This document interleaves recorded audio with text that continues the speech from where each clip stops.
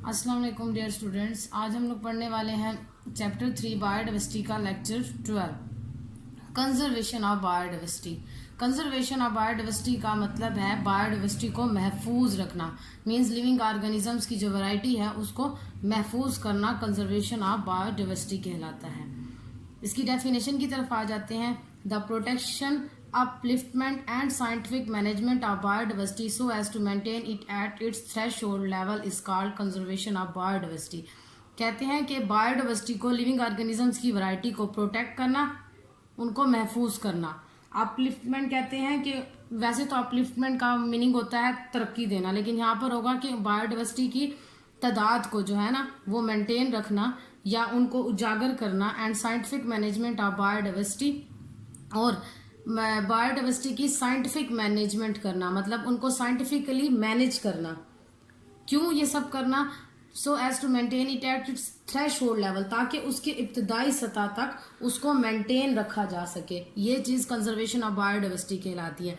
In simple word हम लोग कह सकते हैं कि कंजर्वेशन ऑफ बायोडाइवर्सिटी का मतलब ये है कि लिविंग ऑर्गेनिजम्स की वैरायटी को मेंटेन रखना। ठीक है, नेक्स्ट है the conservation of biodiversity has become a global concern. कहते हैं कि कंजर्वेशन ऑफ बायोडाइवर्सिटी जो है ये अब ग्लोबल कंसर्न बन चुकी है, मतलब ये ग्लोबली जो है ना ये चीज अब एक इशू बन चुकी है, क्योंकि दिन ब दिन जो है वो बायोडाइवर्सिटी जो है वो खत्म होती जा रही है। तो उसके लिए बायोडाइवर्सिटी को कंजर्व करना बहुत जरूरी हो गया है, क्योंकि अगर बायोडाइवर्सिटी को हम कंजर्व नहीं करेंगे तो इनकी अमाउंट क्या होती जाएगी, लिविंग ऑर्गेनिजम्स की जो वैरायटी है वो ख़त्म होगी, और जिसकी वजह से फिर और भी बहुत सारे प्रॉब्लम्स का हमें सामना करना पड़ेगा। और बायोडाइवर्सिटी की क्या अहमियत है वो मैंने आपको इस चैप्टर के स्टार्ट में बताई थी कि फूड को लेकर भी हमें बायोडाइवर्सिटी की ज़रूरत है, ड्रग्स बनती हैं, उसके अलावा इंडस्ट्रियल प्रोडक्ट्स हैं, और सबसे बड़ी बात हमारा इकोसिस्टम है।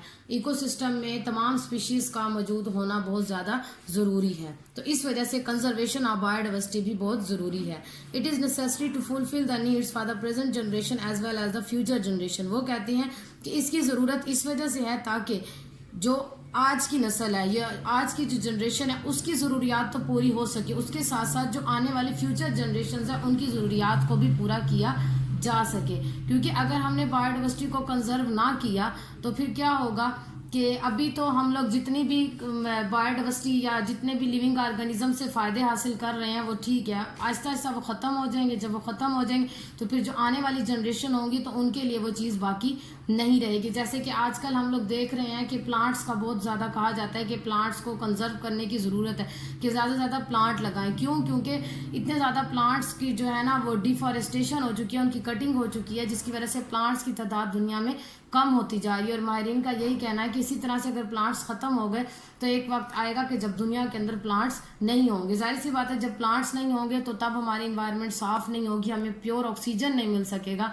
तो ये हमारी ज़रूरत तो पूरी हो रही है, लेकिन हमने आने वाली फ्यूचर जनरेशन के बारे में भी ये सब कुछ सोचना होता है। तो ये होती है कंजर्वेशन ऑफ बायोडाइवर्सिटी। अब मैंने आपको बताया कंजर्वेशन ऑफ बायोडाइवर्सिटी का। अब कंजर्वेशन ऑफ बायोडाइवर्सिटी क्यों ज़रूरी है? ताकि हम लॉस ऑफ बायोडाइवर्सिटी को रोक सकें। ठीक है, जैसे मैंने पीछे जिक्र किया कि ट्रीज़ की जो वैरायटी है वो कम होती जा रही है, तो यही चीज़ लॉस ऑफ बायोडाइवर्सिटी है। मतलब बायोडाइवर्सिटी की अमाउंट में डिक्रीज हो जाना या रिडक्शन हो जाना, ये लॉस ऑफ बायोडाइवर्सिटी कहलाता है। इसकी डेफिनेशन है the reduction in biodiversity of many areas और the earth as whole is called loss of biodiversity. कहते हैं कि बायोडाइवर्सिटी की में कमी आ जाना, चाहे वो किसी एक एरिया की या कुछ एरियाज की बात करें या हम पूरी दुनिया की बात करें, तो उनके अंदर बायोडाइवर्सिटी की वैरायटीज में या लिविंग ऑर्गेनिजम्स की वैरायटी में कमी आ जाना, ये चीज़ क्या कहलाती है? लॉस ऑफ बायोडाइवर्सिटी कहलाती है। ड्यू टू नेचुरल और ह्यूमन एक्टिविटीज़, कहते हैं ज़्यादातर बायोडाइवर्सिटी नेचुरल एक्टिविटीज़ की वजह से भी हो रही है, जैसे कि आपको पता है कि फ्लड वगैरह है, अर्थक्वेक्स हैं, इनकी वजह से भी कुछ तो बायोडाइवर्सिटी हो रही जो है ना लॉस हो रही है। उसके अलावा ह्यूमन एक्टिविटीज़ भी हैं, जैसे कि हम लोग फॉरेस्ट को कट करके उसको एग्रीकल्चर लैंड में कन्वर्ट करते जा रहे हैं या रोड्स बनाने के लिए प्लांट्स को ख़त्म करते जा रहे हैं, तो ये ह्यूमन एक्टिविटीज़ में आ जाता है। तो इसकी वजह से लॉस ऑफ बायोडाइवर्सिटी हो रही है और most of the species become extinct while some are in danger are threatened species. और इनकी वजह से बहुत सारी स्पीशीज एक्सटिंक्ट हो चुकी हैं और कुछ जो है वो इंडेंजर और थ्रेटेंड स्पीशीज बन चुकी है। अब ये तीन जो टर्म्स मैंने यूज किए, extinct, endangered and threatened species, ये होती क्या है? इनको हम लोग डिफाइन करते हैं। First of all is extinct species. Definition है the species that no longer lives anywhere on the earth is called extinct species. Extinct species हम उस स्पीशी को कहेंगे या किसी भी लिविंग ऑर्गेनिज्म की उस नस्ल को कहते हैं जो जमीन के ऊपर कहीं पर भी मौजूद ना हो, या हम कह सकते हैं कि उसका एक सिंगल इंडिविजुअल भी जमीन के ऊपर मौजूद ना हो, तो उसको हम एक्सटिंक्ट स्पीशीज कहते हैं। जैसे कि एग्जांपल में मैंने आपको डायनासोर्स, आप इनके बारे में जानते होंगे कि आजकल के दौर में डायनासोर्स मौजूद नहीं है, बल्कि हजारों साल पहले कहा जाता था कि इस तरह के जानदार मौजूद होते थे, लेकिन अब इनकी जो है ना इनकी स्पीशी का एक भी मेंबर जो है वो जिंदा नहीं है। तो ये है एक्सटिंक्ट स्पीशी की एग्जाम्पल। नेक्स्ट आ जाते हैं इंडेंजर स्पीशीज की तरफ।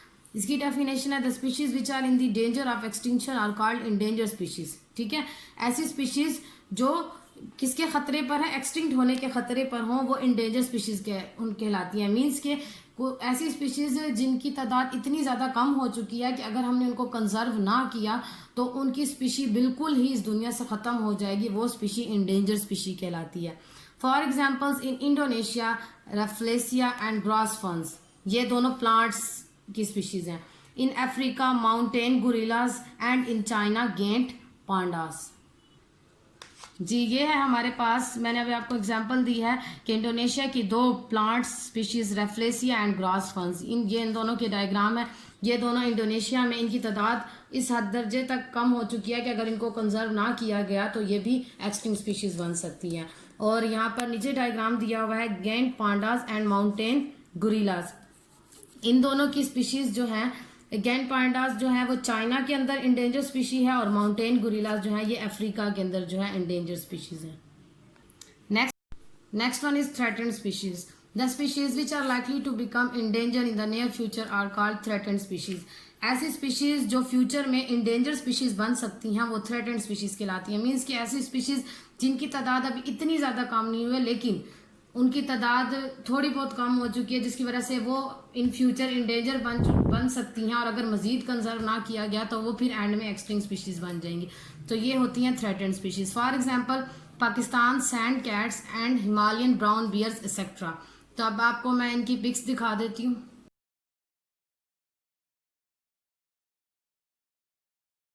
स्टूडेंट्स आज हमने क्या पढ़ा, आज हमने पढ़ा है कंजर्वेशन ऑफ बायोडाइवर्सिटी के बारे में, कि बायोडाइवर्सिटी की कंजर्वेशन जो है वो क्या होती है, उसको महफूज करना चाहिए और क्यों महफूज करना चाहिए उसके बारे में भी हमने पढ़ा है। लॉस ऑफ बायोडाइवर्सिटी क्या होती है उसके बारे में पढ़ा, एक्सटिंक्ट स्पीशीज, एंडेंजर्ड स्पीशीज और थ्रेटेंड स्पीशीज के बारे में पढ़ा। आई होप आप लोगों को समझ आ चुकी होगी। Thank you.